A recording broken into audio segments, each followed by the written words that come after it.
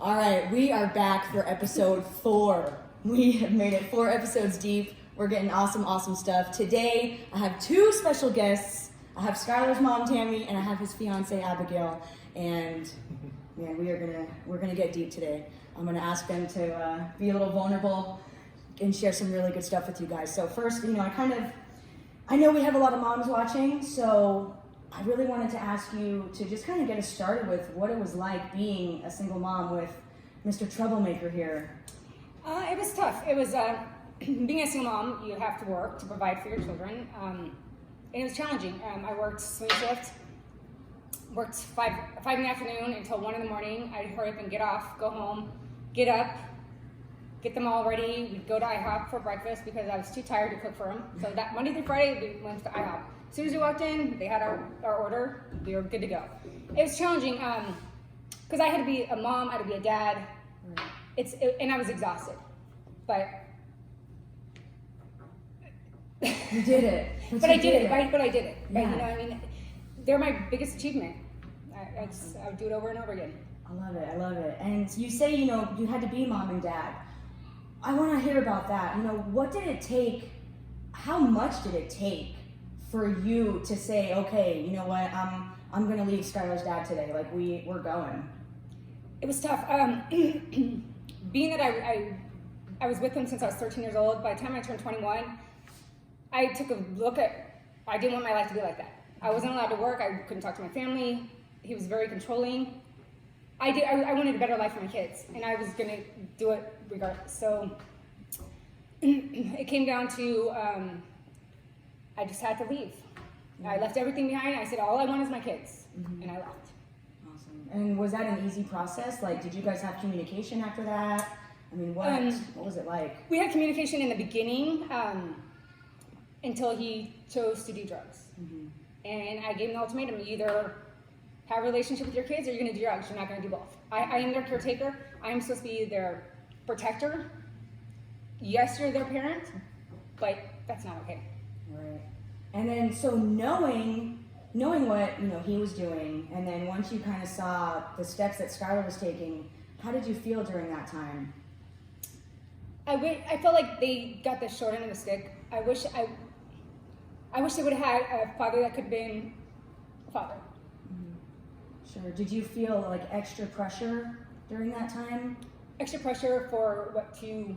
As far as like Skylar talks about, parents feel blame and I should have done this, I should have done that. Was there any of those thoughts that had gone through your head? No. My thoughts now, looking back, I wish I would have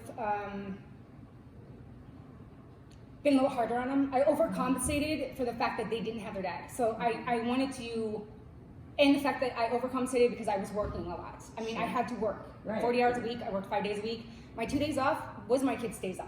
We had game night, we had movie night. But again, I was away 5 days a week. It was tough. A lot of pressure on him. Being the older brother, I relied on him a lot. But it's what we had to do. Yeah. To survive as a family, and we had to work together, and that's what we did. Yeah, no, definitely. And I've seen you guys come through crazy situations as a family, and it's remarkable, honestly, especially seeing, what you've done being a single mom. It's so much strength. It's so much strength. Even just this conversation alone, you guys won't even get the justice of how much this woman has done. But speaking of all the strength you have, there's a time in high school when Skylar and I were in high school, and I remember he ran away. And I'm sure you're probably like, which time? Yeah. I know exactly what time you're talking about. Okay. So, tell us about that time. I already know that we're there. So talk about that. He's just like, I'm running away. He just left. And I tried calling everybody. At the time, I was dating a police officer. And I went to him. I was like, okay, how do I try to find my child? And I threatened a lot of people. Because he needed to be home. Yeah. And ultimately we found him. It was tough. It was just, it was hard. I understand it was hard on him too. Seeing he was so angry with his dad. and it sucked. So he was going through a lot, and I tried to understand that, but then I didn't understand it. Now I do now. Sure. But back then I was just like, I was just gonna bend over backwards and get him right, no matter what it took. Right. And what was the building blocks for you as the parent, kind of deciding like, okay, I'm sending you to rehab? I was not gonna let him fail. He was still at the age where I had control and I can get him help. And he was not gonna go down the same road as his dad. Did you see him changing during that process? There really wasn't any change because he went 3 times to rehab. I think the last time is when I saw the change. When he was in the hospital. Yeah. And I want to ask you, what was that like? Did that terrible? The worst. We went there. Well, I hadn't talked to him for a couple months because I was like, I can't do this. I'm still raising the other 2 kids. Emotionally, I would just curl up in a ball and cry.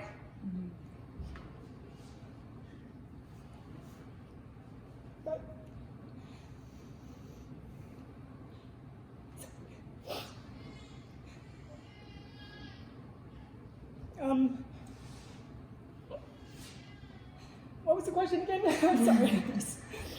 So I got the phone call saying he was out of his mind. I went to where he was living. Hadn't seen him in a couple months, which was I was trying to do the tough love thing and trying to figure it out. I get a call saying he was out of his mind. I went there. He was completely out of his mind, laying there. Not the Skylar I knew. He was just laying there. And so I called I called a few of my friends, police officers, fire department. I'm like, what do I do? He's on drugs. The police are gonna leave. And quite honestly, they said, tell him that he said he's gonna kill himself. He's a mandatory 72-hour watch. And that's exactly what I did. I lied to get him help. Followed him. Police took him to the hospital. I followed. He was so out of control there, they made me leave. Because he was so out of control. He thought the doctors were killing him, all this. It was just bad. He was not there. So I left, and I said, okay, when's the next time I can come back? How early in the morning? Of course, I didn't sleep the whole night. Went back like 5, 6 in the morning. I'm like, I'm here to see my son. They said, they moved him to ICU. I'm like, what? I go to ICU.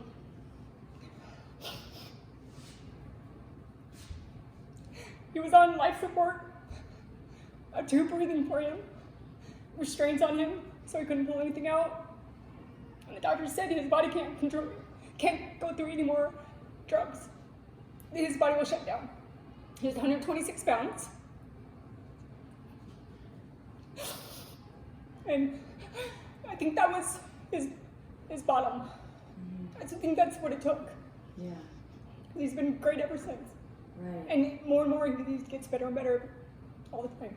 Yeah. So how is that? I'm sure that's just the best to get to see him now. The person that he's grown to be since he's met his beautiful fiancé and his baby.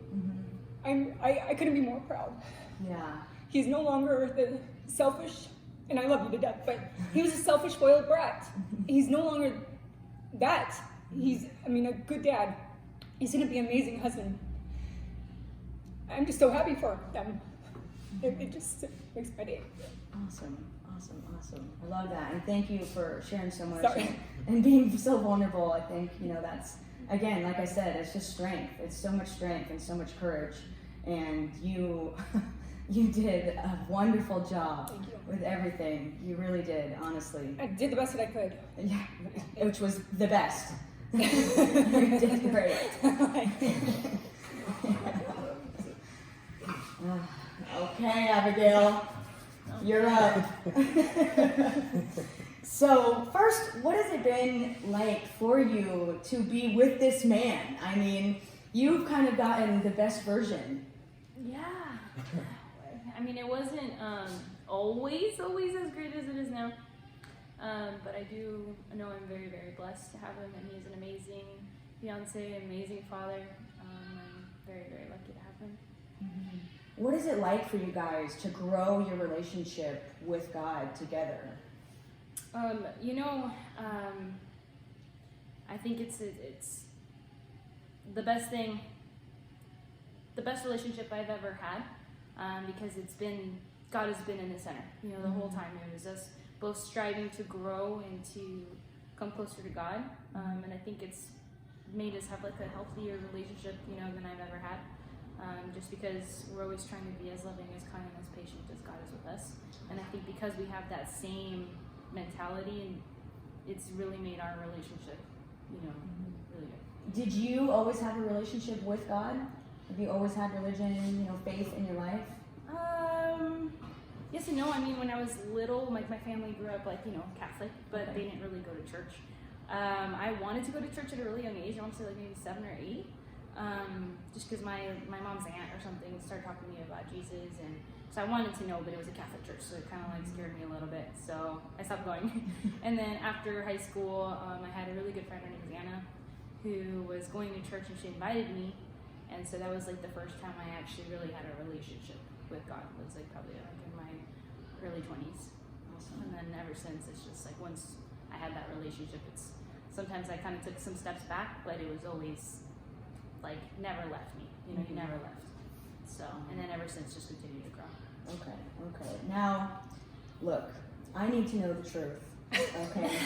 I need to know. Look, he said that you didn't know he was in charge of the meal prep. Yeah. But I need to know what really happened. Yeah, so I didn't. So he's like playing that card where, like, you know, someone says hi and the guy's like, oh, she loves me. She wants to marry me. Okay. So no, I actually hit him up for vegan meal preps, actually vegetarian meal preps, and he's like, oh yeah, I don't have them right now, but I'll have them at the end of the year, blah, blah, blah. And so he didn't get my number then also. And yeah, he's like, this is Skylar, by the way, this is my number, and da-da-da-da-da, I can talk to you afterwards. And then I just didn't talk to him after that because he didn't have vegetarian meal prep. But the next time I saw him at the gym, he comes up to me like, hey, what's up, girl? How are you? And I was just like, not having a good day. So I was just like, not bad. Who's this guy hugging me right now, you know? And so I kept on walking, and then that was our first actual talk. Him coming up to me saying hi to me like he knew me, and being like, wait. Yeah. So obviously, of course, when you first had that interaction, you weren't like, oh, I'm gonna marry that guy. No. Sorry, Sky. That was a no. No. I was definitely not looking for a relationship at the time. Yeah, no. So coming from, you know, you were like, I'm not gonna have a relationship, this and that. When did your relationship really start to grow? When did you guys decide, okay, like, you know, or when did you decide that you would date him? You know, when we first started talking, it was really just based on like a friendship. Like we were just talking about God and all these things that we wanted to do in order to you know, glorify him, to start like youth groups, all these things that we wanted to do together to make a difference in our community and our, you know, around people that are age group. And so we started kind of hanging out like in church, like based, I mean, we hung out like a couple times. We went to like a Cosmopolitan with all my friends from like church. And so like things like that, outings like that. And got to the point where we just couldn't stop talking to each other. It was like an everyday thing. We couldn't stop talking. I mean, he asked me to be his girlfriend. I said no. He got upset, and then I was like, okay, fine. And then that's kind of how it happened. And that's the truth of my life. The truth has been told. You heard it here. Yeah, I didn't say no because I didn't want to. It was kind of like I said. I didn't really want a relationship at the time. I didn't feel like I was entirely ready. Though, you know, the chemistry we had and the way we felt about each other was like almost immediate. Once we started talking, it was like we couldn't stop talking. So. Awesome. Now, when did he tell you about his past? How did that go? It was right at the beginning. He was just right out there. He said, this is me. Yeah, he did. And you know, and I admired that, you know, it was really, like, it was refreshing, and it was amazing to see, like, what God had already done in his life, you know? Yeah. And since we started dating, honestly, I've seen, like, a total change in him even more, you know? As that relationship with God continued to grow, like, so did he. And he, like, turned into, like, an incredible man. So, I mean, but yeah, it was right off the bat. Did you know right off the bat that, you know, what kind of dad Skylar would be? It's gonna sound crazy, but yeah, I mean, I knew exactly, even though he wasn't that guy at that moment, I knew the kind of husband and the kind of man he was gonna be. It's gonna sound totally crazy, but when he would kind of have his little episodes, because we all do sometimes. Sure. I would pray about it, and I literally felt like the Holy Spirit was telling me, like, I'm working on him. Be patient, like, just love on him. And so there was times where I was just like, man, this guy's crazy. But I would pray and I would get this reassurance, like telling me, like, trust me, girl, like, I got you. He's gonna be who he needs to be eventually. So, and yeah, he kept his promise. So Awesome. That is awesome. Yeah, that's great. All right, so Skylar, after hearing your mom talk about, being with you at the hospital that day, seeing you with tubes down your throat, not knowing if you're going to make it, what do you think you would have said to her if you could have whispered in her ear? I think that looking back at it, I don't know what I would have told her, but I just wish I was never laying in that bed like that. I wish I could have been a better son to you. And all the hard work that you put in, I wish you could have been. I could have done better. And it sucks that I put you through so much after everything that you've done for us. And I wish I never had to act out with the emotions I didn't know how to deal with. But I'm glad that throughout everything you always stood by my side and you believed that I was gonna do better. And you have. Yeah, so thank you so much for. And thank you. I love you. Love you too. It makes it all worth it though. Seeing you now makes every sacrifice, every obstacle worth it. Seeing how you are today makes it all worth it. Sometimes parents think that, looking back, I could have done this, I could have done that. Sometimes to become the person that you're meant to be, you have to go through certain things. And so there's nothing that you could have done more or less of to be able to get me to who I am right now, because God has made me perfect in His eyes. And everything that happened, I would have never been able to be here if it wasn't for you. Thank you. I've always second guessed myself, wondering, did I do enough? Did I not do enough? Did I do too much? I mean, to hear that now, knowing that you are okay with how I did things, it makes me feel better. It gives me closure of, I didn't do so bad. Mm-hmm. No, definitely, for sure. And just getting more of that. If you were talking to a single mom going through what you went through, what advice would you have? Stay strong. You're not there to be their friend. You're there to parent them. They don't have to like you. Don't overcompensate for the lack of things that they don't have. Just be blessed what you do have and build from that. And don't ever stop fighting for your kids. I mean, they're my life. They've always been my life. They've always come first before anything else. Except work, I've had to work. I mean, that's just, unfortunately, I didn't get, silver spoon, But aside from that, they were my life. That's, don't ever give up on your kids. Don't ever walk away. Don't close that door because they need you. Even if they're not in their right mind, they need you. Awesome. Thank you. And Abigail, I want to get some advice from you too. What do you have for young couples out there? About anything, patience, acceptance. You really have, you give patience, acceptance, and so many qualities, being with Skylar and your relationship with God. What advice do you have for young couples that are watching? Skylar touched base on the other day, is to never go to bed upset about something. It's always best to talk about it. And just kind of remembering, the grace and mercy that God has on us. We should have that with the person that we're with everyone, but especially the person that you share a roof with, be as forgiving, as kind, as loving as you would like, God to be with you. And I think that's kind of what we do with each other, and I think that really helps our relationship. Awesome. Well, thank you guys so much. Thank you for all that you've given from your heart, from your mind, from your soul, everything. It's awesome. And thank you guys for listening. We'll be coming back with some more. Episode 4 is a wrap. Thank you.